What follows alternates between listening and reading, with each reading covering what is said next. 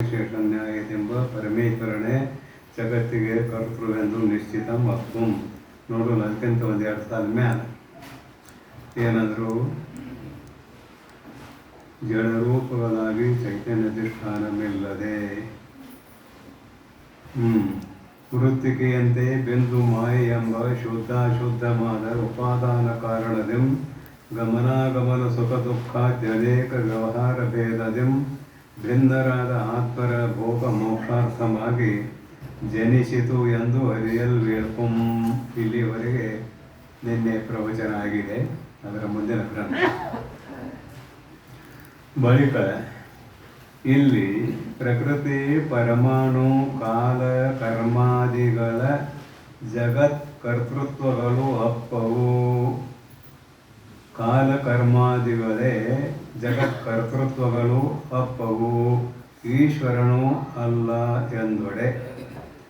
ಮತವಾದಿಗಳು ಏನಂತಾರೆ, ಜಗತ್ತಿಗೆ ಈಶ್ವರನು ಕಾರಣ ಅಲ್ಲ, ಜಗದುತ್ಪತ್ತಿಗೆ ಪರಮಾತ್ಮನು ಕಾರಣ ಅಲ್ಲ.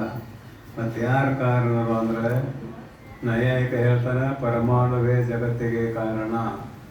ಅವನ ಅಭಿಪ್ರಾಯ ಏನು ಅಂತ ಕೇಳಿದರೆ, ಪ್ರಳಯ ಕಾಲದಲ್ಲಿ ಪಂಚಮಹಾಭೂತಗಳಂತ ನಾವಂತೇವೆ, ಅವನು ಪಂಚಮಹಾಭೂತಗಳಂತ ಒಪ್ಕೊಳ್ತಾನೆ. ಆದರೆ ಆಕಾಶ ಒಂದು ನಿತ್ಯ, ಇನ್ನುಳಿದ 4 ಭೂತಗಳು ಅನಿತ್ಯವಾದವುಗಳು, ಅವುಗಳ ಪರಮಾಣುಗಳು ನಿತ್ಯ ಅಂತ ಕರಿತಾನೆ. ವಾಯು, ಅಗ್ನಿ, ಜಲ, ಭೂಮಿ ಈ 4 ಮಹಾಭೂತಗಳ ಪರಮಾಣುಗಳು ಪ್ರಳಯ ಕಾಲದಲ್ಲಿ ಇರುತ್ತವೆ. 4 ಮಹಾಭೂತಗಳ ಪರಮಾಣುಗಳು ಪ್ರಳಯ ಕಾಲದಲ್ಲಿ ಇರುತ್ತವೆ. ಮತ್ತು ಜಗದುತ್ಪತ್ತಿ ಸಮಯದಲ್ಲಿ ಆ ಪರಮಾಣು 2 ಕೂಡಿದ್ರೆ ಗಣಕ, ಅವು 3 ಕೂಡಿದ್ರೆ ತ್ರಣುಕ, ಅವು 4 ಕೂಡಿದ್ರೆ ಚತುರ್ಗಣಕ. ಈ ರೀತಿಯಿಂದ ಅವನು ಜಗತ್ತಿನ ಉತ್ಪತ್ತಿಯನ್ನು ಹೇಳ್ತಾನೆ. ಅವನು ದೃಷ್ಟಾಂತ ಕೊಡ್ತಾನೆ. ಹೆಂಗ ಅಂತ ಕೇಳಿದರೆ, ನಿಮಗೆ ನಮಗೆ ತಿಳಿಯುವಂಗೆ ಒಂದು ದೃಷ್ಟಾಂತ ಕೊಡ್ತಾನೆ. ರೊಟ್ಟಿ ಮಾಡುವ ಮುನ್ನ ಹೆಣ್ಣು ಮಕ್ಕಳು ಹಿಟ್ಟು ಮುಂದೆ ರಾಶಿ ಹಾಕಿಕೊಳ್ತಾರೋ, ಅದರಾಗ ಒಂದಿಷ್ಟು ಬಿಸಿನೀರು ಸುರುತ್ತಾರೆ. ತಿರುಗಿದ ಕೂಡಲೇ ಆ ಎಲ್ಲ ಹಿಟ್ಟಿನ ಕಣಗಳು ಒಮ್ಮೆಲೆ ಉಂಡೆ ಆಗ್ತವೆ ಏನಾದ್ರೆ ಆಗೋದಿಲ್ಲ.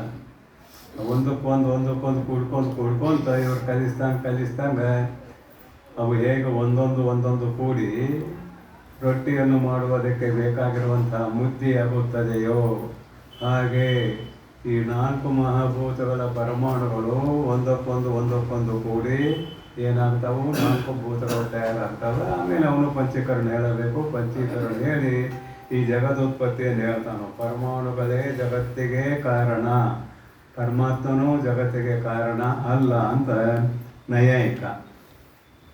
ಅದಕ್ಕಂತಾನ ಪರಮಾಣು ರೂಪವೇ ಜಗತ್ತಿಗೆ ಕಾರಣ ಅಂತ ಒಬ್ಬ ಅಂದ.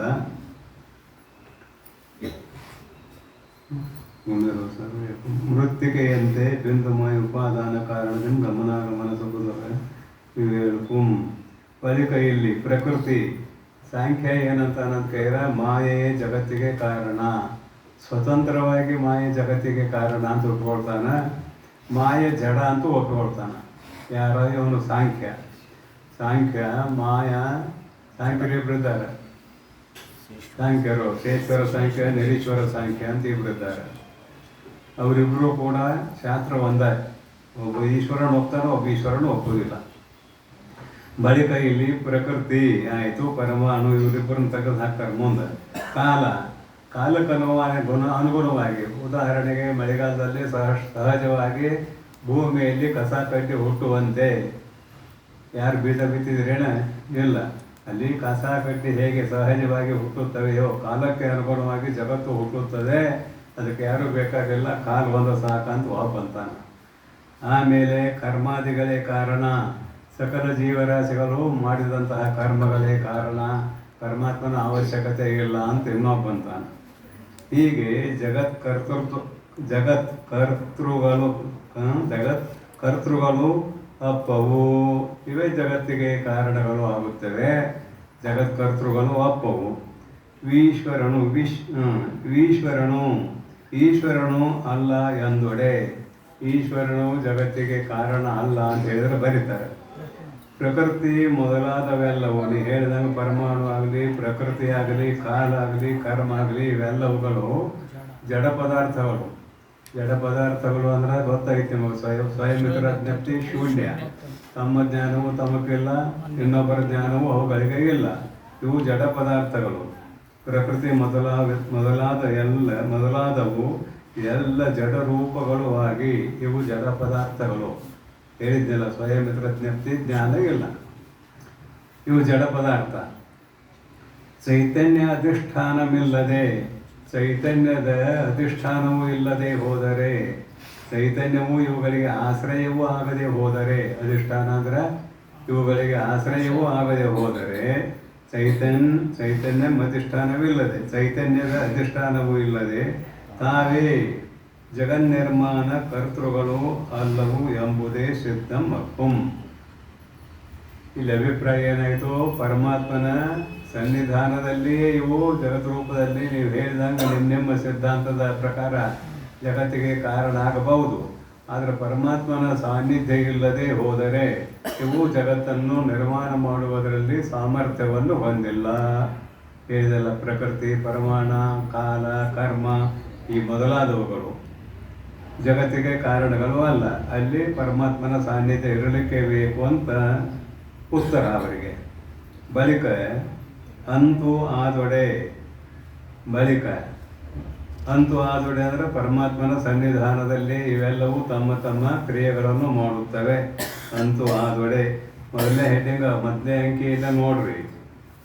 ಮಂಗಲಾಚರಣೆ ಇದ್ದ ವಿಷಯವೇ ಅದೇ, ಇದು ದೊಡ್ಡದಿದೆ, ಎಲ್ಲೆಲ್ಲಿ ಹುಡ್ಕಾಡಬೇಡ್ರಿ. ನೀನು ಕೇಳಿ ಬುರ್ದ ಇಟ್ಕೊಂಡಿರ್ಬೇಕು. ಪುಸ್ತಕ ಇಟ್ಕೊಂಡವ್ರು ಹಂಗೆ ಹುಡ್ಕಾಕತ್ತಾರ, ನೀನು ಕೇಳಿ ಇಲ್ಲ ಅಂದಂಗೆ ಆಯ್ತು. ಹುಡ್ಕಾಡಬೇಡ್ರಿ. ಇದು ಗದ್ಯಗಳಿಲ್ಲಿ ಇದರಲ್ಲಿ ಗದ್ಯ ಭಾಗ ಇದು. ಅದಕ್ಕಾಗಿ ನಿನ್ನ ಎಲ್ಲಿಗೆ ನಿಂತಿತ್ತು ಅದನ್ನು ಟಿಕ್ಕಿ ಹಾಕೋಬೇಕು, ಏನೋ ಒಂದು ಬರ್ತಾ ಇರಬೇಕು. ಆಯಿತು.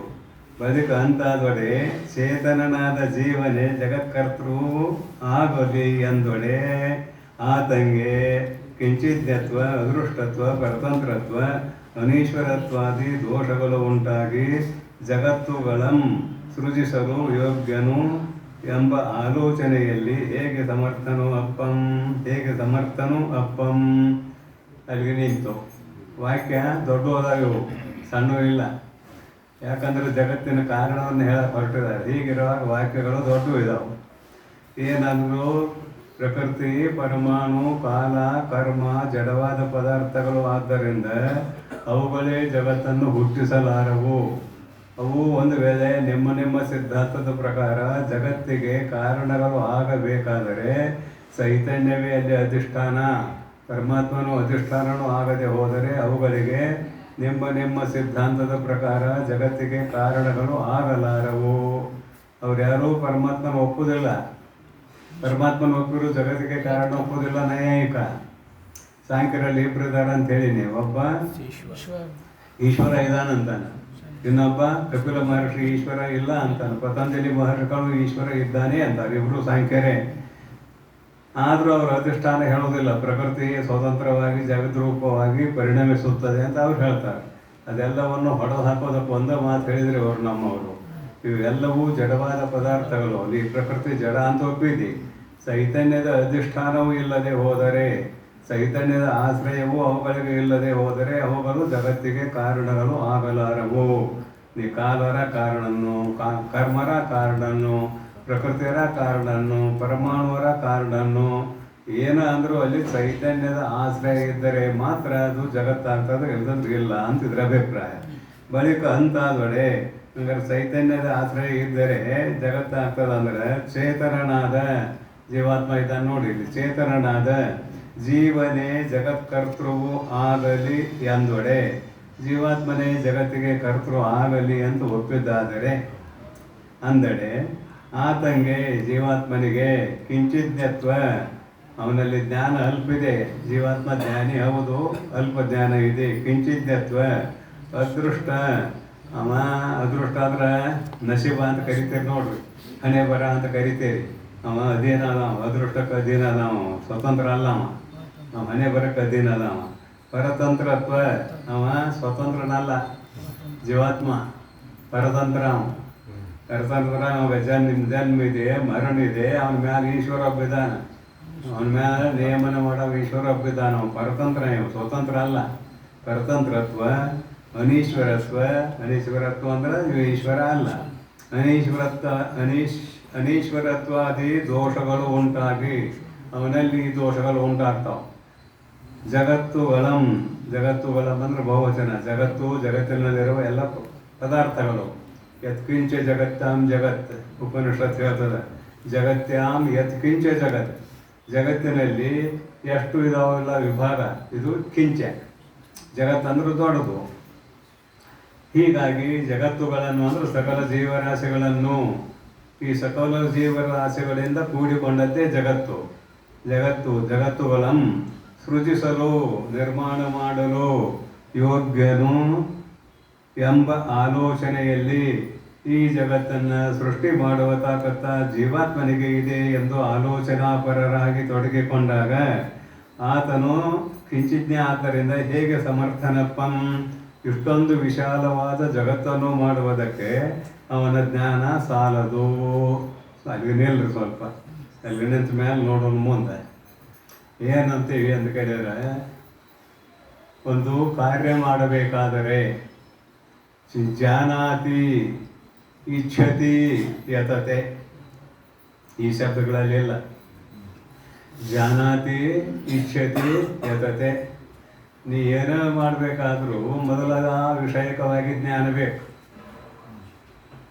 ಒಂದು ಸಣ್ಣ ಉದಾಹರಣೆ ಹೇಳ್ತೇನೆ. ಒಂದು ಕಪ್ ಚಹಾ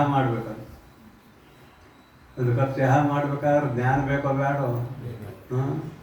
ಎಷ್ಟು ನೀರಿಗೆ ಎಷ್ಟು ಸಕ್ಕರೆ ಚಾಪುಡಿ ಹಾಕಬೇಕು, ಎಷ್ಟು ಹಾಲು ಹಾಕಬೇಕು ಅನ್ನೋ ಜ್ಞಾನ ಬೇಕಲ್ಲ. ಆ ಜ್ಞಾನ ಇಲ್ಲ ಅಂದ್ರೆ ಹೆಂಗೆ ಆಕತಿ? ಚಹಾ ಆಕತಿ ಏನಂದ್ರೆ ಚಹಾ ಆಗೋದಿಲ್ಲ.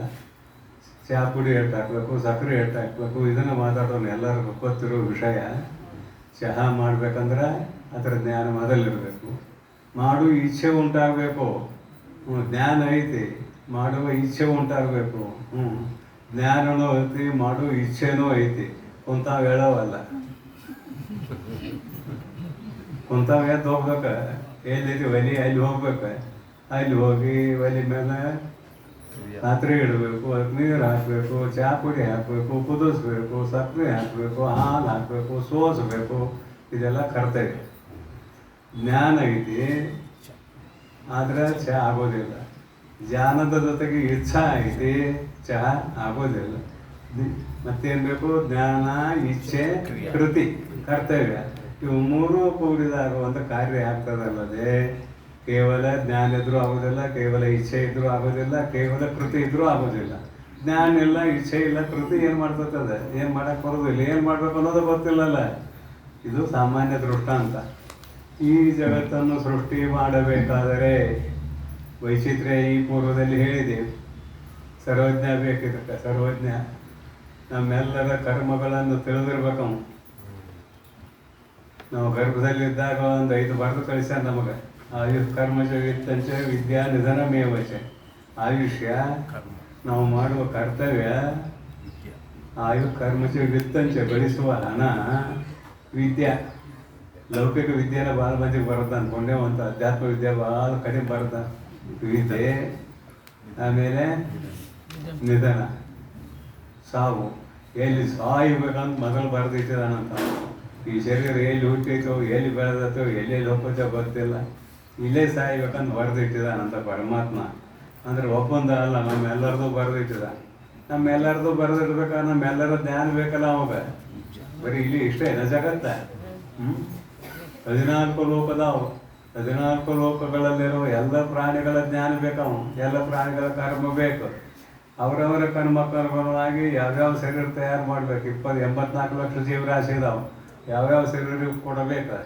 ಇದೆಲ್ಲ ಜ್ಞಾನ ಯಾರಿಗಿದೆ ಅಂದರೆ ಪರಮಾತ್ಮನಿಗೆ ಇದೆ. ಆ ಪರಮಾತ್ಮನೇ ಜಗತ್ತಿಗೆ ಸಮರ್ಥನೂ ಅಲ್ಲದೆ ಏನು ಉಳಿದವರು ಯಾರು ಜಗತ್ತಿಗೆ ಸಮರ್ಥರಲ್ಲ. ಎಂದು ಋಷಿಮುನಿಗಳು ಈ ಜಗತ್ತಿಗೆ ಯಾರು ಕಾರಣ ಅಂತ ಸಂಶಯ ಬಂದವರಿಗೆ ಅವ್ರವರ ಬುದ್ಧಿಗೆ ತೋಚಿದಂತೆ ಈಗ ಹೇಳಿದಂತೆ ಕಾಲ, ಕರ್ಮ, ಪರಮಾಣು ಇತ್ಯಾದಿ ಜಗತ್ತಿಗೆ ಕಾರಣ ಅಂತ ಹೇಳಿದ್ರು. ಇವೆಲ್ಲ ಜಡ ಪದಾರ್ಥಗಳು. ಆದ್ದರಿಂದ ಇವು ಜಗತ್ತಿಗೆ ಕಾರಣ ಆಗೋದಿಲ್ಲ. ಯಾಕೆ? ಒಬ್ಬರು ಮುಖದಂಗ ಒಬ್ಬರು ಮುಖ ಇಲ್ಲ, ಒಬ್ಬರು ಬುದ್ಧಿ ಹಂಗೆ ಒಬ್ಬರು ಬುದ್ಧಿ ಇಲ್ಲ. ಒಬ್ಬರ ಆಯುಷ್ಯ ಇದ್ದಂಗೆ ಇನ್ನೊಬ್ಬನ ಆಯುಷ್ಯ ಇಲ್ಲ. ಎಲ್ಲ ವೈಚಿತ್ರ್ಯ, ಎಲ್ಲ ವೈಚಿತ್ರ್ಯ, ಎಲ್ಲ ಕೈ ಕಾಲ ಕಣ್ಣು ಕಿವಿ ಮೂಗು ಬಾಯಿ ಎಲ್ಲ ಇಂದ್ರಿಯಗಳು ಎಲ್ಲರಲ್ಲಿಯೂ ಇದಾವೆ. ಆದರೆ ವೈಚಿತ್ರ್ಯ ಇದೆಯಲ್ಲ, ಹೆಚ್ಚು ಕಡಿಮೆ ಇದೆಯಲ್ಲ, ಇದನ್ನು ಯಾರು ಮಾಡಿದರು ಅಂತ ಕೇಳಿದ್ರೆ ಅವನೇ ಪರಮಾತ್ಮ ಮಾಡಿದ ಅಂತಿದ್ದರ ಅಭಿಪ್ರಾಯ, ಮತ್ತೇನಿಲ್ಲ. ಅದಕ್ಕೆಲ್ಲ ಭಾಳ ಚೆಂದಾಗಿ ಬರ್ತಾರೆ. ಏನಂದರೆ ಪ್ರತಿ ನಿಯತ ದೇಶ ಕಾಲ ಆಯಾಯ ಸಮಯಕ್ಕೆ ಅನುಗುಣವಾಗಿ ಯಾವ್ಯಾವ ಬೆಳೆ ಹುಟ್ಟಬೇಕು. ಮಲೆನಾಡು ಕಡೆ ಭೂಮಿ ಬೇರೆ, ಅದು ಎಷ್ಟು ಮಳೆ ಆದರೂ ಕರಗಿ ಹೋಗುವುದಿಲ್ಲ. ಅದು ಬರ್ರಿ ನಡು ಭೂಮಿಗೆ ಇಲ್ಲಿ ನೋಲ್ಗುಂದ ನರಗುಂದ ಬರ್ರಿ, ಭಾಳ ಮಳೆ ಆದ್ರೆ ಮನ್ಯಾಗ ನೀರು ಹೇಳಕ್ಕೆ ಚಾಲು ಆಗ್ತೈತಿ. ಅಲ್ಲಿ ಎಷ್ಟೋ ಮಳೆ ಆದರೂ ಅದು ಜಾರಿ ಹೋಗಿಬಿಡ್ತತಿ. ಪರಮಾತ್ಮ ಭೂಮಿಗೆ ಹೇಗ್ಯಾಕೆ ಮಾಡ್ಯಾನ, ಏನೇನು ಮಾಡ್ಯಾನ ಅದೆಲ್ಲ ಅವನಿಗೆ ಗೊತ್ತು. ಭೂಮಿಯಾಗಂತೂ ಏನೆಲ್ಲ ತುಂಬಿ ಕಳಿಸ್ಯಾನ ಬಿಡ್ರಿ. ನಿಮಗೆ ಬೇಕಾಗಿರುವ ನಮಗೆ ಬೇಕಾಗಿರೋ ಎಲ್ಲವನ್ನೂ ತುಂಬಿ ಕಳಿಸ್ಯಾನ. ಇದನ್ನು ಮನುಷ್ಯನಿಂದ ಮಾಡೋಕ್ಕಾಗ್ತದೇನ, ಜೀವಾತ್ಮನಿಂದ ಮಾಡ್ಲಿಕ್ಕೆ ಆಗ್ತದೇನ ಅಂದ್ರೆ ಆಗುವುದಿಲ್ಲ. ಅದಕ್ಕಾಗಿ ಪರಮಾತ್ಮ ಸರ್ವಜ್ಞ ಇದ್ದಾನೆ. ಹೆಂಗೆ ಜಗತ್ತು ಮಾಡಬೇಕು ಅನ್ನೋ ಜ್ಞಾನ ಇದೆ. ಸಂಕಲ್ಪದಿಂದ ಜಗತ್ತು ಮಾಡ್ತಾನೆ. ಇಚ್ಛೆ ಪಟ್ಟ. ಯಾವಾಗ ಇಚ್ಛೆ ಪಟ್ಟ? ನೀನು ಹೇಳಿದ್ದೆ, ಹಿರಣ್ಯ ಗರ್ಭ ಬ್ರಹ್ಮನ ಆಯುಷ್ಯ ಮುಗಿದಾಗಲೇ ನಾವೆಲ್ಲರೂ ಮರಣ ಹೊಂದುತ್ತೇವೆ. ಅದುವೇ ಮಹಾಪ್ರಳಯ. ಮತ್ತು ಹಿರಣ್ಯ ಗರ್ಭ ಯಾವಾಗ ಯಾತ್ರಾಗ್ತಾನಲ್ಲ ಆವಾಗ ಮತ್ತೆ ನಾವು ಹುಟ್ಟುತ್ತೇವೆ ಅಂತ ಹೇಳಿದ್ದೆ. ನಾವು ಹುಟ್ಟಬೇಕಾದ್ರೆ ಅಲ್ಲಿ ಪರಮಾತ್ಮನೇ ಜಗತ್ತಿಗೆ ಕಾರಣ. ನಮ್ಮೆಲ್ಲರ ಪುಣ್ಯ ಪಾಪ ಕರ್ಮಗಳನ್ನು ಅರಿತು ಇವನು ಪುಣ್ಯ ಎಷ್ಟಿದೆ, ಇವಾಗ ಎಂಥರ ರೂಪ ಕೊಡಬೇಕು, ಇವನು ಪಾಪ ಎಷ್ಟಿದೆ, ಇವಾಗ ಎಂಥ ರೂಪ ಕೊಡಬೇಕು, ಇವೇನ ಅತ್ಯಲ್ಪ ಪುಣ್ಯ ಮಾಡಿ ಭಾಳ ಪಾಪ ಮಾಡಿದಾನೋ, ಏನೋ ಸರಿ ಸಮಾನ ಮಾಡಿದಾನೋ, ಹೆಚ್ಚು ಕಡಿಮೆ ಮಾಡಿದಾನೋ, ಇದೆಲ್ಲವನ್ನು ತೂಕ ಮಾಡ್ತಾನೆ. ನಾವು ತೂಕ ಮಾಡಿ ನಮ್ಮನ್ನು ಆಯಾಯ ಜಾಗದಲ್ಲಿ ಹುಟ್ಟಿಸುತ್ತಾನೆ. ಅದಕ್ಕಾಗಿ ಪರಮಾತ್ಮನೇ ಜಗತ್ತಿಗೆ ಕಾರಣನೂ ಅಲ್ಲದೆ ಜೀವಾತ್ಮನೂ ಜಗತ್ತಿಗೆ ಕಾರಣ ಅಲ್ಲ. ಏನು ಹೇಳಿದ್ನಿ, ಮೊದಲು ಜ್ಞಾನ ಬೇಕವಾಗ, ಹಿಂಗೆ ಮಾಡ್ಬೇಕಂತ. ಚಿತ್ರ ಬರೀ ಅವ ಮೊದಲು ತನ್ನ ಮನಸ್ಸಿನಾಗ ಚಿತ್ರ ಬರ್ಕೊಳ್ತಾನ. ಹಿಂಗೆ ಬರೀಬೇಕು ಅಂತ ಮನಸ್ಸಿನಲ್ಲಿ ಚಿತ್ರ ತಯಾರಾಕೈತಿ. ಮನಸ್ಸಿನಲ್ಲಿ ಚಿತ್ರ ತಯಾರಾಗದೆ ಹೋದರೆ ಚಿತ್ರ ಬರೆಯಕ್ಕೆ ಬರೋದಿಲ್ಲ. ಅಂತೀಗ ನಿಮಗೆ ಒಂದಿಷ್ಟು ಹೇಳ್ತೇನೆ, ಪತ್ರ ಬರೆಯಕ್ಕೆ ಕೂತಿದ್ದೀರಿ, ಈಗ ಭದ್ರಾಣ ಬರೀದಿಲ್ಲ ಬಿಟ್ರೆ ಅದು ಈಗೆಲ್ಲ ಹಲೋ ಪತ್ರನ ಬರೀದಿಲ್ಲ. ಮೊದಲು ಪತ್ರ ಬರೆಯಕ್ಕೆ ಕೂತೆ ಅಥವಾ ಒಂದು ಪದ್ಯ ಬರೆಯಕ್ಕೆ ಕೂತೆ ಕೊಡ್ತಿದ್ದೀರಿ, ಒಂದು ಪದ್ಯ ಬೇರೆ. ಇಲ್ಲಿ ಮೊದಲು ಪದ್ಯ ತಯಾರಾದ್ರೆ ಕೈ ಆಡ್ತೈತಿ, ಇಲ್ಲಿ ಪದ್ಯ ತಯಾರಾಗದಿದ್ರೆ ಕೈ ಆಡೋದಿಲ್ಲ. ಅಂದರೆ ಮೊದಲಿನ ತಯಾರಾಗಬೇಕು, ಅದ ಜ್ಞಾನ. ಆಮೇಲೆ ಇಚ್ಛಾ, ಇಚ್ಛಾ ಆದಮೇಲೆ ಕೃತಿ. ಚಿತ್ರ ಬರೆಯವನಿಗೂ ಅಷ್ಟೇ, ಮೊದಲು ಅವನ ಮನಸ್ಸಿನಾಗ ಚಿತ್ರ ಹಿಂಗೆ ಬರಿಬೇಕು ಅಂತ ತಯಾರಾಗ್ತದೆ. ತದನಂತರ ಬರೆಯುವ ಇಚ್ಛೆ, ತದನಂತರ ಬರೆಯುವಂತಹ ಕೃತಿ. ಪರಮಾತ್ಮ ಈ ಜಗತ್ ರೂಪ ಚಿತ್ರ ಬರೆದಿಟ್ಟಾನೆ. ಇದು ಜಗತ್ತಿನ ಒಂದು ಚಿತ್ರ. ಮೊದಲು ಹೆಂಗೆ ಮಾಡ್ಬೇಕು, ಏನು ಮಾಡ್ಬೇಕು ಅನ್ನೋದು ಅವನಿಗೆ ಗೊತ್ತಿದೆ. ಸಂಕಲ್ಪ ಮಾತ್ರದಿಂದ ಜಗತ್ತಿನ ಸೃಷ್ಟಿ. ಅವನು ನಮ್ಮಂಗ ನಿಮ್ಮಂಗ ಏನಾರ ಆಯುಧ ವಗೈರೆ ಹೇಳ್ಕೊಂಡು ಮಾಡ್ಯಾನೇನ ಅಂದ್ರೆ ಸಂಕಲ್ಪ ಮಾತ್ರದಿಂದ ಜಗತ್ತಿನ ಸೃಷ್ಟಿ. ಅದಕ್ಕಾಗಿ ಇಲ್ಲಿ ಪರಮಾತ್ಮನೇ ಜಗತ್ತಿಗೆ ಕಾರಣನೂ ಅಲ್ಲದೆ ನೀವು ಹೇಳಿದಂತಹ ಕಾಲ, ಕರ್ಮ, ಪ್ರಕೃತಿ, ಮಾಯಾ, ಪರಮಾಣು ಮೊದಲಾದವುಗಳು ಯಾವುವು ಕಾರಣ ಅಲ್ಲ ಅಂತ ಇಲ್ಲಿ ಅಭಿಪ್ರಾಯ. ಜೀವಾತ್ಮನು ಇಲ್ಲಿ ಸಮರ್ಥನು ಆಗಲಾರ ಅಂತ ಹೇಳಿದ್ರಲ್ಲ. ಜೀವಾತ್ಮನು ಹೇಗೆ ಸಮರ್ಥನಾದನು? ಆಗೋದಿಲ್ಲ ಅಂತ ಅಭಿಪ್ರಾಯ ಆಯಿತು. ಹೇಗೆ ಸಮರ್ಥನು ಅಪ್ಪಂ, ಜೀವಾತ್ಮನು ಹೇಗೆ ಸಮರ್ಥನಾದನು? ಸರ್ವಜ್ಞತ್ವಾದಿ ಗುಣಗಳಿಂದ ಕೂಡಿಕೊಂಡಿರುವ ಮಾಯಾ ಸಬಲಿತ ಈಶ್ವರನೇ ಜಗತ್ತಿಗೆ ಕಾರಣ. ಮಾಯಾ ಸಬಲಿತ ಬ್ರಹ್ಮ ಅಂತ ಕರಿತೇವೆ ಈಶ್ವರನನ್ನು. ಮತ್ತೇನೆಂದೊಡೆ, ಮತ್ತೇನು ಅಂತ ಕೇಳಿದರೆ ಪಾರಿಶೇಷ ನ್ಯಾಯದಿಂದ, ಇನ್ನೊಂದು ಹೇಳ್ತಾರೆ, ಪಾರಿಶೇಷ ನ್ಯಾಯದಿಂದ ಪರಮೇಶ್ವರನೇ ಜಗತ್ತಿಗೆ ಕರ್ತೃವೆಂದು ನಿಶ್ಚಿತಂ ಅಪ್ಪುಂ. ಪಾರಿಶೇಷ ನ್ಯಾಯ ಅಂದ್ರೇನು? ಕರ್ಮನೂ ಕಾರಣ ಆಗೋದಿಲ್ಲ, ಪ್ರಕೃತಿ ಕಾರಣ ಆಗೋದಿಲ್ಲ, ಕಾಲ ಕರ್ಮ ಇವು ಕಾರಣ ಆಗೋದಿಲ್ಲ, ನಿಯತಿ ಸ್ವಭಾವ ಅವು ಕಾರಣ ಆಗೋದಿಲ್ಲ. ಅವೆಲ್ಲ ಜಡ ಪದಾರ್ಥಗಳು. ಹೀಗಾಗಿ ಇವೆಲ್ಲ ಜಡ ಪದಾರ್ಥಗಳು ಜಗತ್ತಿಗೆ ಕಾರಣ ಆಗೋದಿಲ್ಲ ಅಂತಾಯಿತು. ಜೀವಾತ್ಮನ ಕಾರಣ ಅನ್ರಿ ಅನ್ನವ. ಜೀವಾತ್ಮನ ಕಾರಣ ಆಗೋದಿಲ್ಲಪ್ಪ, ಅವ್ನಿಗೇನು ಮಾಡೋಕ್ಕಾಗ್ತದೆ? ಕಿಂಚಿಜ್ಞ ಇದ್ದಾನೆ, ಸ್ವಲ್ಪ ಜ್ಞಾನ ಇದೆ ಅವನಿಗೆ. ಅವ್ನು ಚೇತನ ಏನೋ ಹೌದು, ಜ್ಞಾನ ಮಾತ್ರ ಸ್ವಲ್ಪ ಇದೆ. ಆದುದರಿಂದ ಅವನು ಕೂಡ ಜಗತ್ತಿಗೆ ಕರ್ತೃ ಆಗಲಾರ ಅಂತ ಒಪ್ಪಿಕೊಂಡಾಗ ಇನ್ನು ಉಳಿದವ್ರು ಯಾರು? ಈಶ್ವರ ಒಬ್ಬ, ಜೀವಾತ್ಮ ಒಬ್ಬ.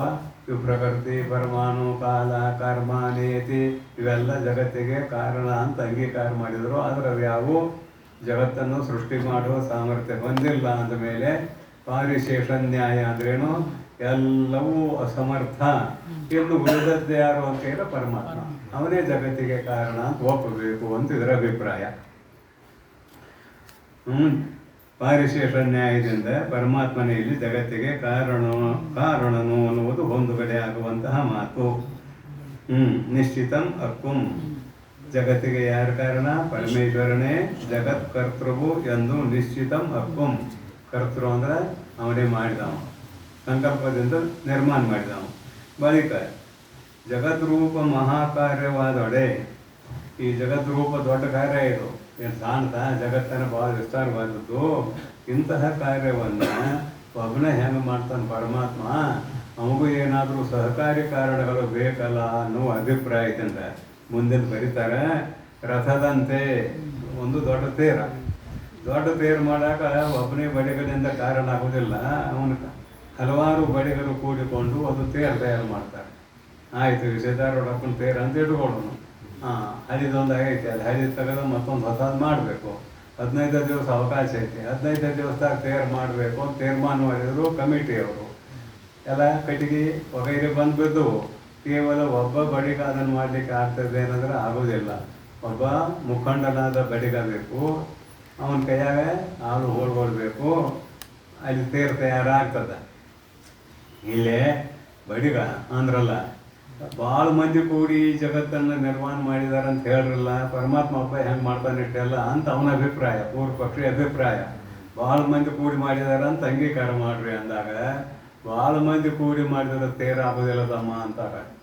ಅವನ ಕೈಯಾಗ ಆಳ್ಗಳಿದ್ರೆ ಆಗ್ತದೆ. ಆದರೆ ನಾನು ಬಡಿಗೆ, ಅವನು ಬಡಿಗೆ, ಅವ್ನು ಹೇಳಿದಾಗ ನ್ಯಾಯ ಕೇಳಬೇಕು ಅಂತ ಅವ್ನು ಹೇಳಿದಾಗ ನ್ಯಾಯ ಕೇಳಬೇಕು, ನನಗೆ ತಿಳಿದಾಗ ಮಾಡ್ಬೇಕಂತ ಮತ್ತೆಲ್ಲರೂ ತಮ್ಮ ತಿಳಿದಾಗ ಮಾಡಿದ್ರೆ ತೇರಾಕತ್ತೆ? ತೇರಾಗೋದಿಲ್ಲ.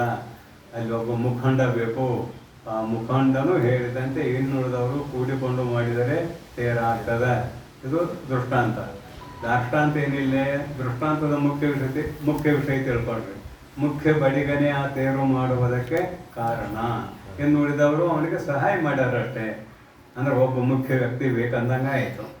ಇಲ್ಲಿ ಪರಮಾತ್ಮನಿಗೆ ಸಹಕಾರಿ ಕಾರಣಗಳನ್ನು ಹೇಳಿದ್ದಾರೆ. ಮಾಯೆ, ಬಿಂದು, ನೀವು ಮಾಡಿದ ಕರ್ಮ ಇವೇ ಸಹಕಾರಿ ಕಾರಣ. ಅವ್ರು ಬೇರೆ ಏನೂ ಬೇಕಾಗಿಲ್ಲ. ಅವನು ಸ್ವತಂತ್ರ ಇದ್ದಾನೆ. ಪರಮಾತ್ಮನೇ ಈ ಜಗತ್ತಿಗೆ ಕಾರಣ ಅಂತ ತಿಳಿಸುವುದಕ್ಕೆ ಅನೇಕ ಬಡಿಗರು ಕೂಡಿ ಮಾಡಿದರೂ ಕೂಡ ಅದರಲ್ಲಿ ಒಬ್ಬ ವ್ಯಕ್ತಿ ಮಾತ್ರ ಮುಖ್ಯಿರ್ತಾನೆ, ಅವನೇ ಹೇಳ್ತಾರೆ. ಅವ್ನು ಹೇಳಿದಂಗೆ ಉಳಿದವರೆಲ್ಲ ಮಾಡ್ತಿರ್ತಾರೆ. ಅದರಂತೆ ಇಲ್ಲಿ ಪರಮಾತ್ಮನೇ ಜಗತ್ತಿಗೆ ಕಾರಣ. ನಮ್ಮ ಕರ್ಮನೂ ಕಾರಣ ಇರ್ಬೋದು, ಅಲ್ಲಿ ಇಲ್ಲ ಅಂತ ಹೇಳೋದಿಲ್ಲ ನಾನು. ಆದ್ರೂ ಸಹಕಾರಿ ಕಾರಣ ಅಷ್ಟೇ ಅಲ್ಲದೆ ಮುಖ್ಯ ಕಾರಣ ಅಲ್ಲ ಅಂತ ಅಭಿಪ್ರಾಯ.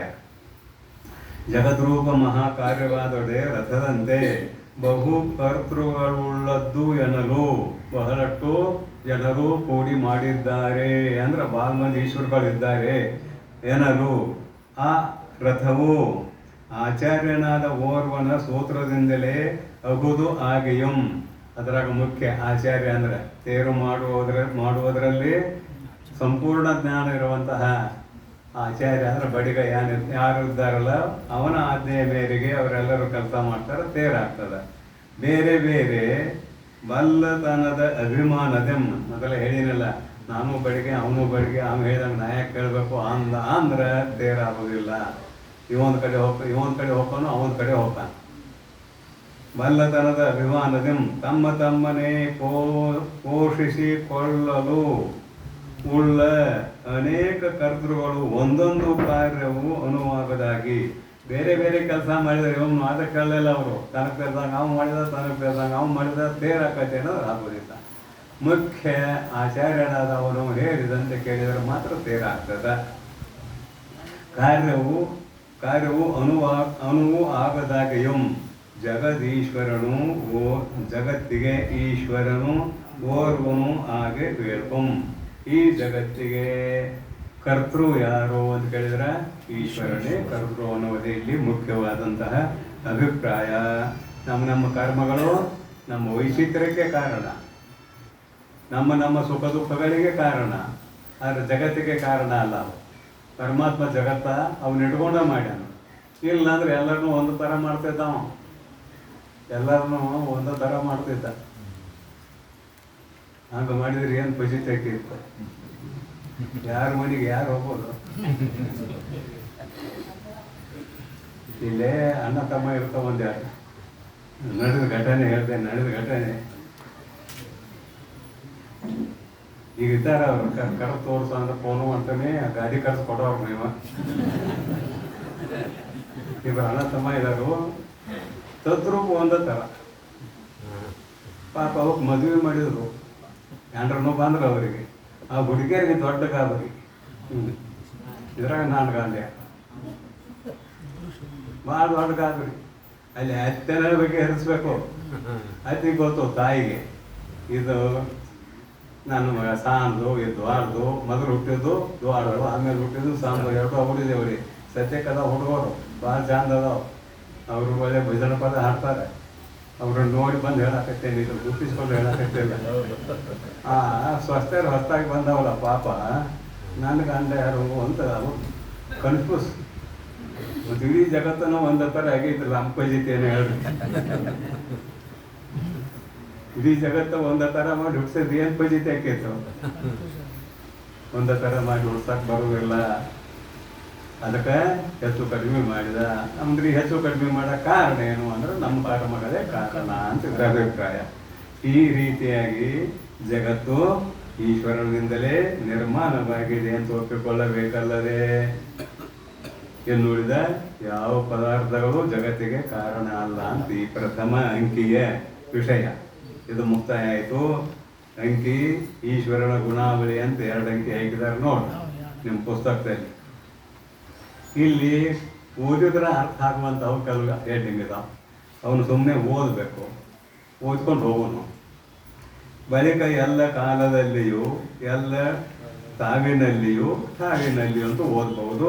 ಎಲ್ಲ ತಾವಿನಲ್ಲಿಯೂ ಕಾರ್ಯೋದಯಂ ಉಂಟಾಗಿ ಕರ್ತೃವಾದ ಈಶ್ವರಂಗೆ ನಿತ್ಯತ್ವ ವ್ಯಾಪಕತ್ವಂಗಳು ಆವ ಕಾರ್ಯವು ಅರಿವು ತೆರೆದ ಅಸಮರ್ಥನಿಂದ ಆಗದಾಗಿ ಕರ್ತೃವಾದ ಈಶ್ವರಂಗೆ ಸರ್ವಜ್ಞತ್ವ ಸರ್ವಶಕ್ತಿತ್ವಗಳು ಕಾಲವು ಎಂತೂ ಅಮೂರ್ತವಾಗಿ ಪಲ್ಲವ ಕುಸುಮಾದಿ ಸಾಧಕಂ ತಪ್ಪುದು ಅಂತೂ ಸಕಲ ಕಾರ್ಯೋತ್ಪಾದಕನೂ ಆದ ಈಶ್ವರಂಗೆ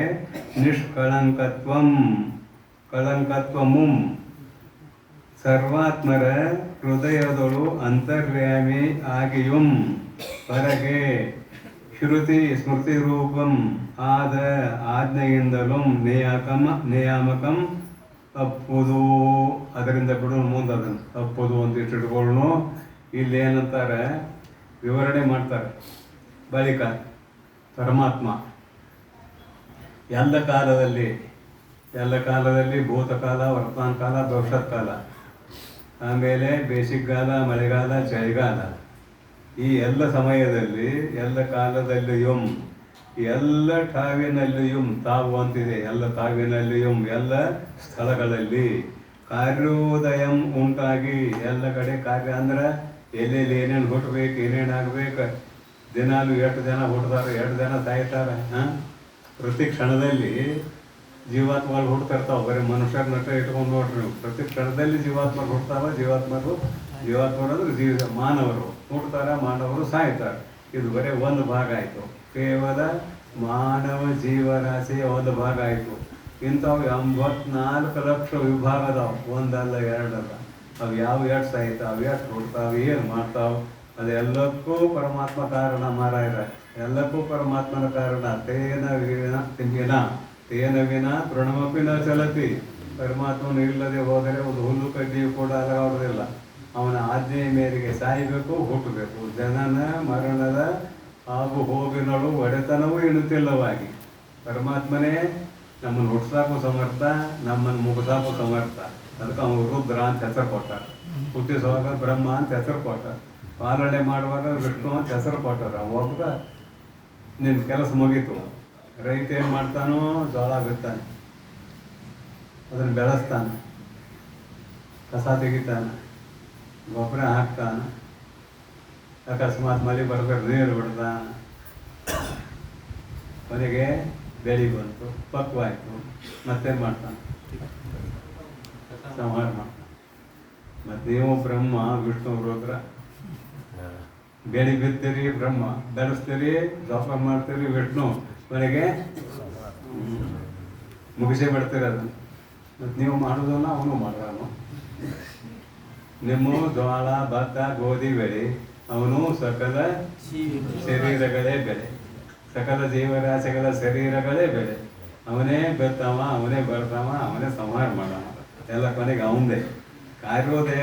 ಎಲ್ಲ ಕಾವ್ಯನಲ್ಲಿಯೂ ಕಾರ್ಯೋದಯ ಉಂಟಾಗಿ ಹುಟ್ಟುವುದು ಸಾಯುವುದು ಇದರ ಕಾರ್ಯ, ಮತ್ತೇನೆಲ್ಲ ಹುಟ್ಟುವುದು ಸಾಯುವುದು. ಹುಟ್ಟುವುದು ಸಾಯುವುದು ಹೇಳಿನಲ್ಲಿ ಬೆಳೆ ಬೆಳೀತು ಅಥವಾ ಒಂದೇನೋ ಸಾಯ್ತು. ಕರ್ತೃವಾದ ಈಶ್ವರಂಗೆ ಈ ಎಲ್ಲಕ್ಕೂ ಕರ್ತೃ ಅವನೇ ಪರಮಾತ್ಮ. ಅವ ಕರ್ತುಂ ಅಕರ್ತುಂ ಅನ್ಯಥಾ ಕರ್ತುಂ ಯಹ ಸಮರ್ಥಃ ಸಹ ಈಶ್ವರ. ಮಾಡುವುದಕ್ಕೂ ಇನ್ನೊಂದು ರೀತಿಯಿಂದ ಮಾಡುವುದಕ್ಕೂ ಕರ್ತುಂ ಅನ್ಯಥಾ ಕರ್ತುಂ, ಅಕರ್ತುಂ ಮಾಡದೇ ಇರುವುದಕ್ಕೂ ಅವರೇ ಸಮರ್ಥ.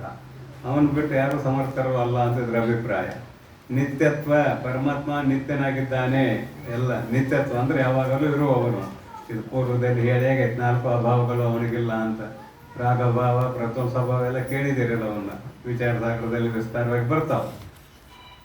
ಪರಮಾತ್ಮ ವ್ಯಾಪಕ, ಅಣೋಹಣೀಯಾನ್ ಮಹತೋ ಮಹೀಯಾನ್. ಪರಮಾತ್ಮ ವ್ಯಾಪಕ, ವ್ಯಾಪಕನಾಗಿದ್ದಾನೆ. ವ್ಯಾಪಕತ್ವಂಗಲು ಅವನಲ್ಲಿ ಹೀಗೆ ಇರುವುದರಿಂದ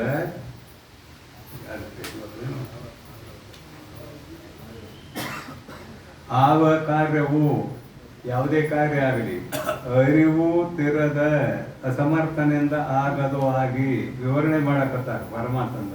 ಜ್ಞಾನವಿಲ್ಲದೆ ಹೋದರೆ ಅರಿವು ತಿರದ ಅಸಮರ್ಥನಿಂದ ಆಗದು ಆಗಿ ಎಲ್ಲ ಕಾರ್ಯಗಳನ್ನು ಮಾಡುವ ತಿಳುವಳಿಕೆ ಉಳ್ಳವನಿಂದಲೇ ಎಲ್ಲ ಕಾರ್ಯಗಳು ಘಟಿಸಬಹುದಲ್ಲದೆ ಆ ಕಾರ್ಯಗಳನ್ನು ಮಾಡುವ ವಿಧಿವಿಧಾನ ಗೊತ್ತಿಲ್ಲದೆ ಹೋದರೆ ಅವನಿಂದ ಎಲ್ಲ ಕ್ರಿಯೆಗಳು ನಡೆಯಲಾರವು.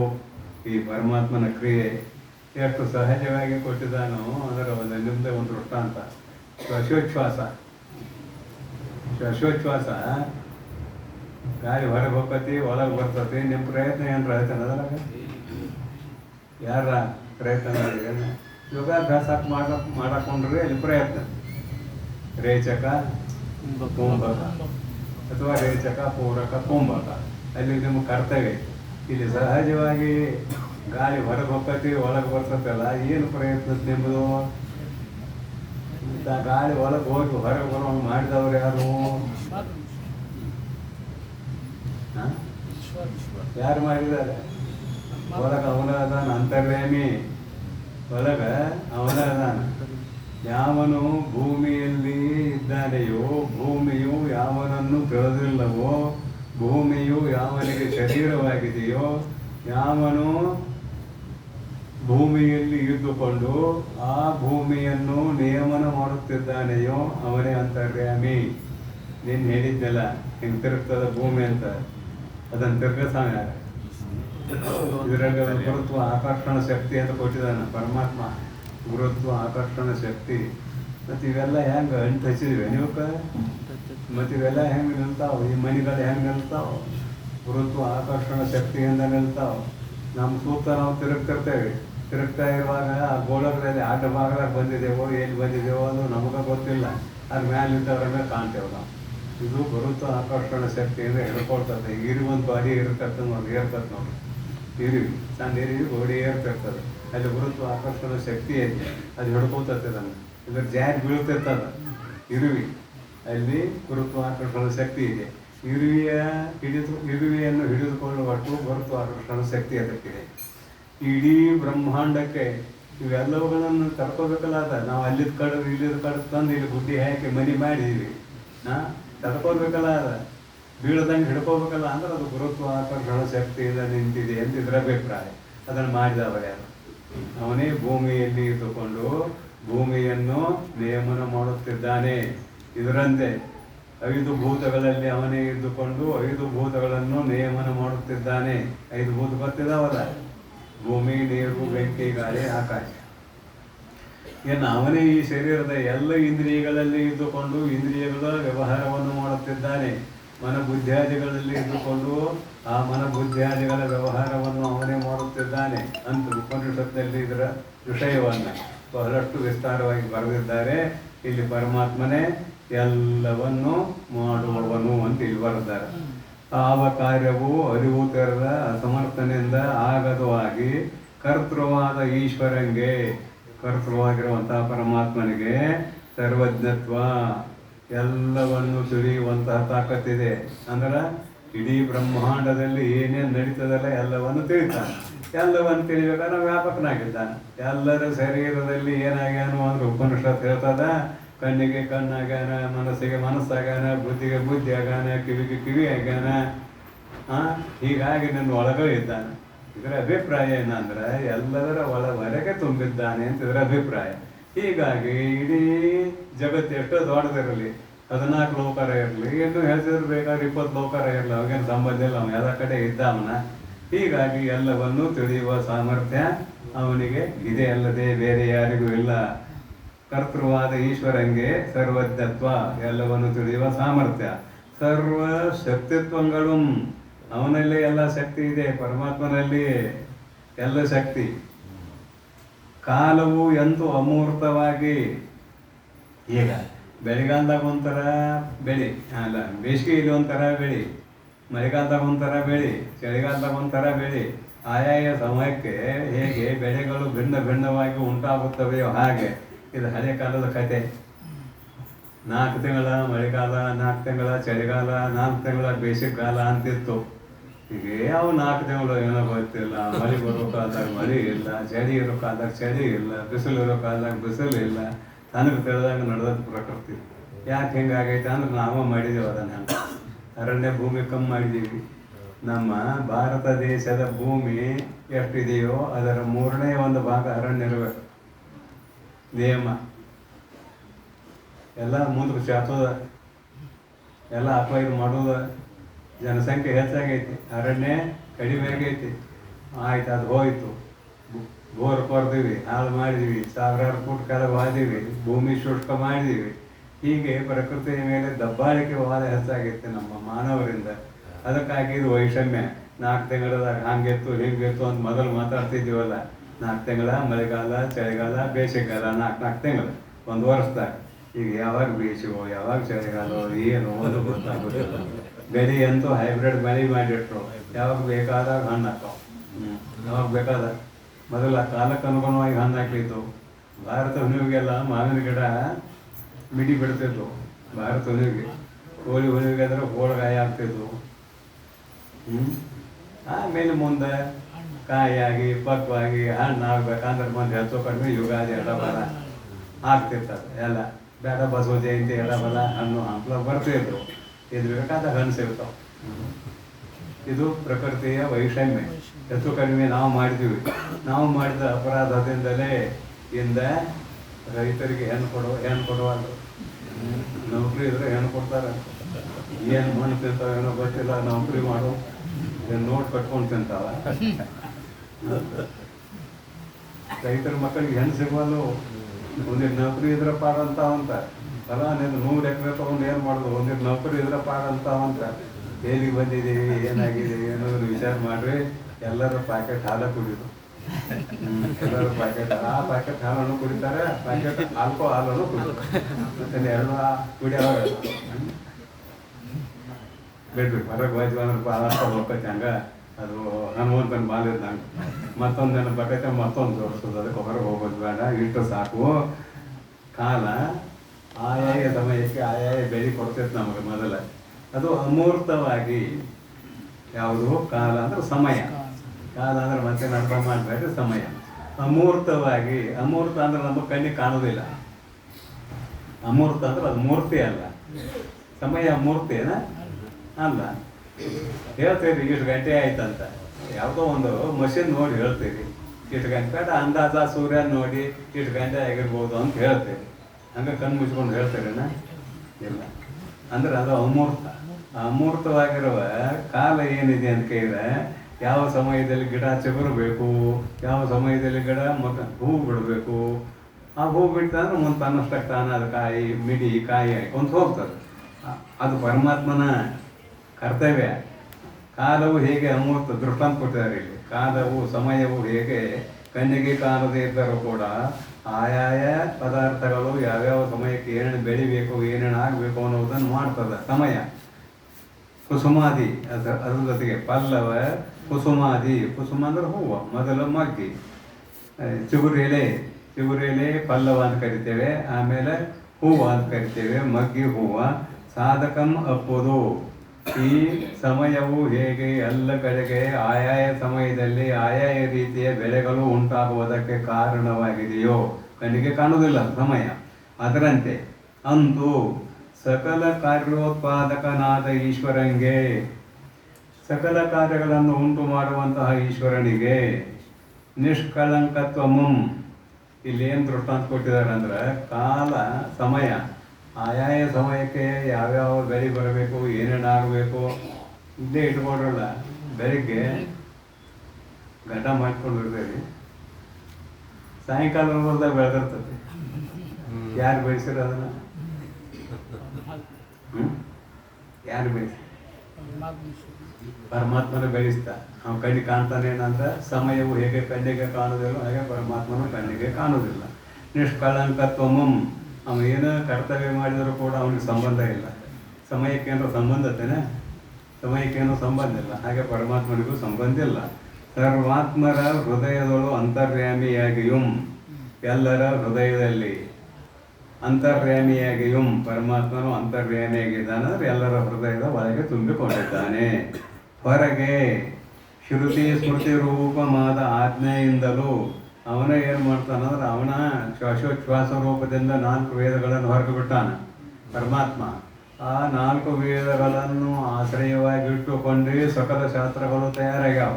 4 ವೇದಗಳಲ್ಲಿ ಉಪನಿಷತ್ ಅಂತ ಪಾತಿ, ಅವರಿಟ್ಟುಕೊಂಡ ಸಕಲ ಶಾಸ್ತ್ರಗಳು ತಯಾರಾದವು, ಸಕಲ ಸ್ಮೃತಿ ಗ್ರಂಥಗಳು ತಯಾರಾದವು. ಇದು ಪರಮಾತ್ಮನ ಆಜ್ಞೆ.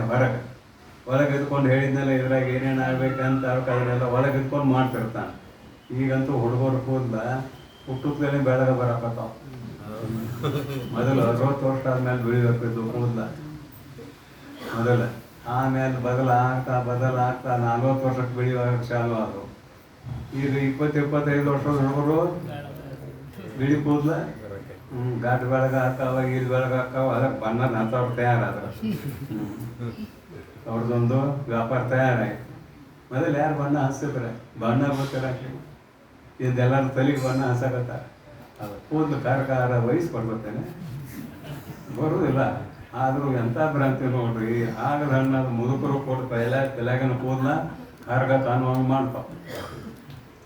ಇರಲಿ, ಪರಮಾತ್ಮ ಕೊಟ್ಟ ರೂಪ ಇಷ್ಟ ಇಲ್ಲ. ಅಂತೂ ಏನಾಗೈತೆ ಅಂದ್ರೆ ಇಂದ ಆಹಾರದ ವೈಷಮ್ಯ, ಎಲ್ಲ ರಸಾಯನ ಗೊಬ್ಬರ, ಎಲ್ಲ ವಿಷ, ಸ್ಲೋ ಪೈಸನ್ ತಿಂದು ಬದುಕಾಕತ್ತಿದ್ದೇವೆ. ಎಲ್ಲರೂ ಸ್ಲೋ ಪೈಸನ್ ತಿಂದು ಬದುಕಾಕತ್ತಿದ್ದೇವೆ.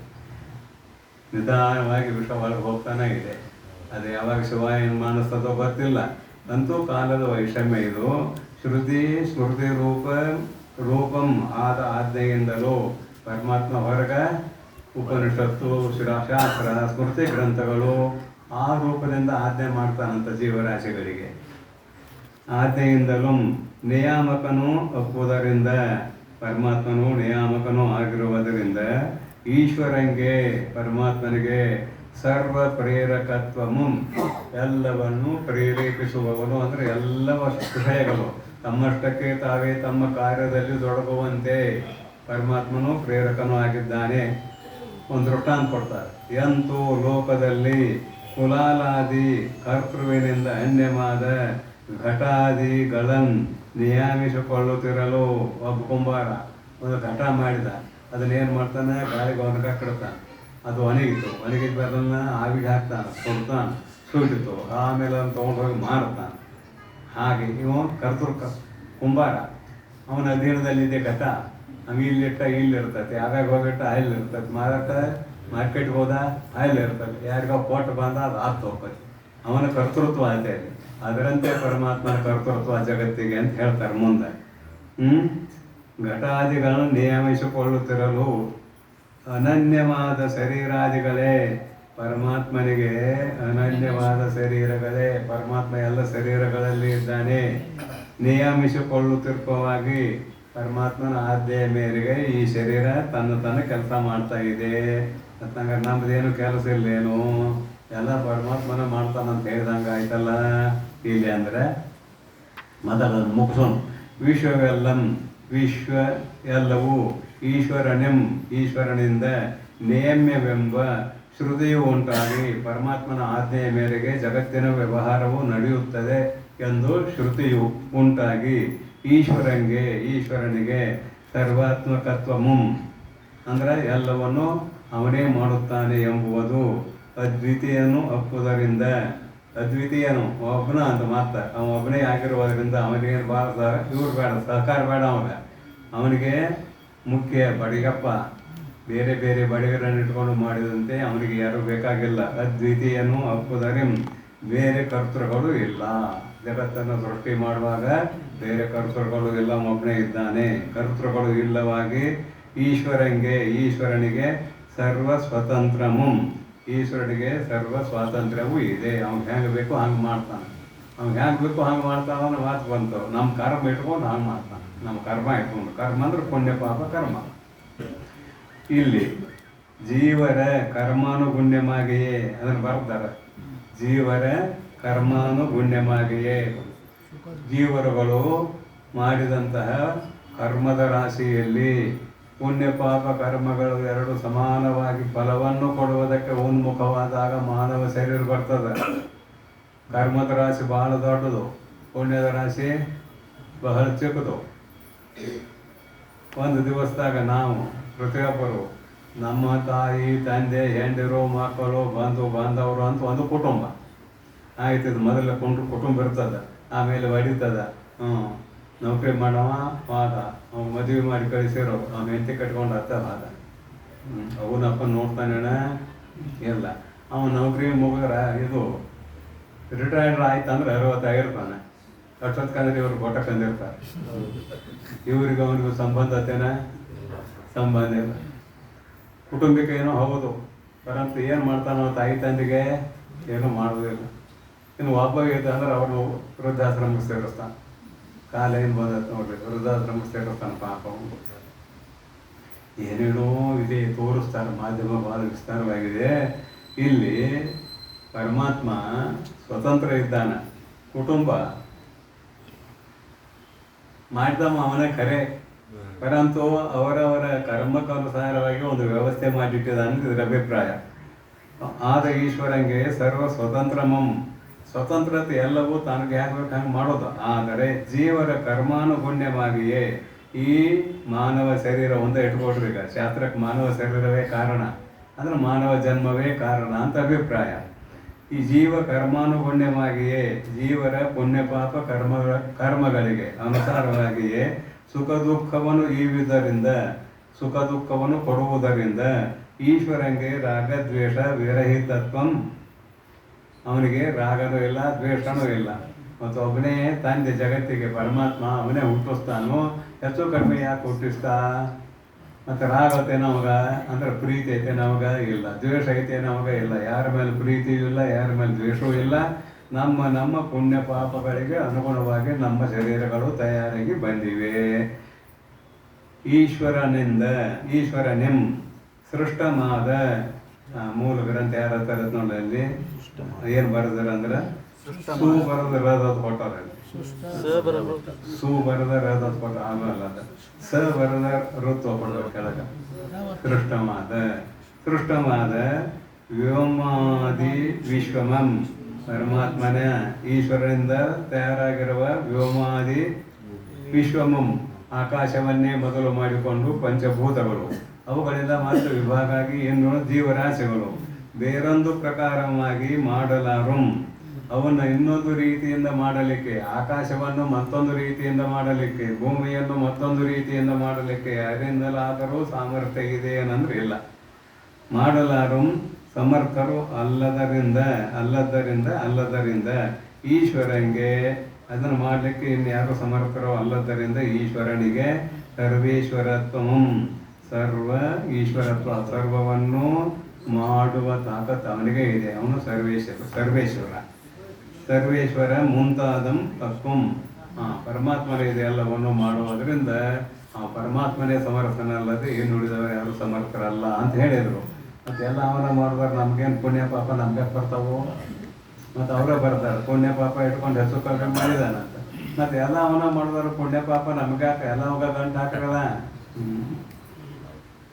ಎಲ್ಲ ಅವಾಗ ಗಂಟು ಹಾಕಿದಾಗ ಅವನು ಕೆಟ್ಟದ್ದು ಮಾಡಿದಾಗ ಅವನ ಮಾಡಿದಲ್ಲ, ಅವರ ಒಳ್ಳೇದು ಮಾಡಿದಾಗ ನಾ ಮಾಡಿರಣ್ಣ ಅವರು ಅಂದು ಎಲ್ಲ ಅವಾಗ ಒಪ್ಪಿಸು. ಕೆಟ್ಟದ್ದು ಮಾಡಿದಾಗೂ ಅವ ಅನ್ನು, ಒಳ್ಳೇದು ಮಾಡಿದಾಗೂ ಅವನ ಎಲ್ಲ. ಬಸ್ ಓಡ್ತದೆ. ಆ ಬಸ್ ಓಡಿಸೋರು ಯಾರು?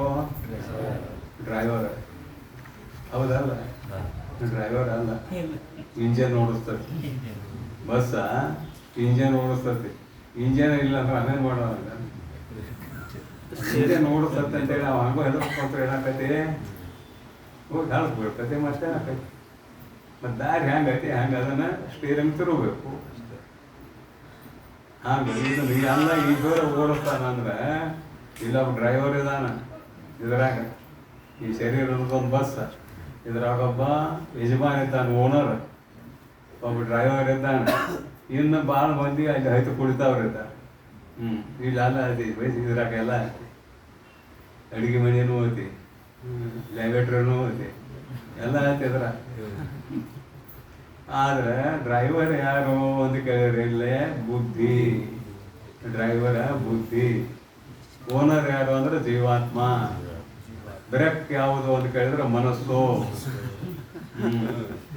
ಚಕ್ರ ಯಾವು ಅಂತ ಕೇಳಿದ್ರೆ ಈ ರಥಕ್ಕೆ ಇಂದ್ರಿಯಗಳೇ. ಚಕ್ರ ಅಂತ ಇಟ್ಕೊಳ್ಳೋ ಈಗ ನಾವು ಓಡಾಕತ್ತಾವ.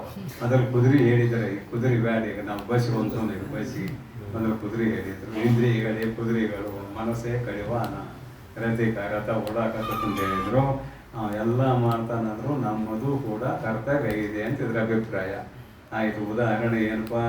ನದಿ ಹರಿದು ಹೋಗಕತ್ತೈತಿ, ಸಮುದ್ರಕ್ಕೆ ಹೋಗಿ ಬೀಳ್ತದೆ ನೀರು. ಆದ್ರೆ ಅದರ ಉಪಯೋಗ ಪಡ್ಕೋಬೇಕಾದ್ರೆ ಒಂದು ಆಣೆಕಟ್ಟು ಹಾಕಿ, ಒಂದು ಆಣೆಕಟ್ಟು ಕಟ್ರಿ.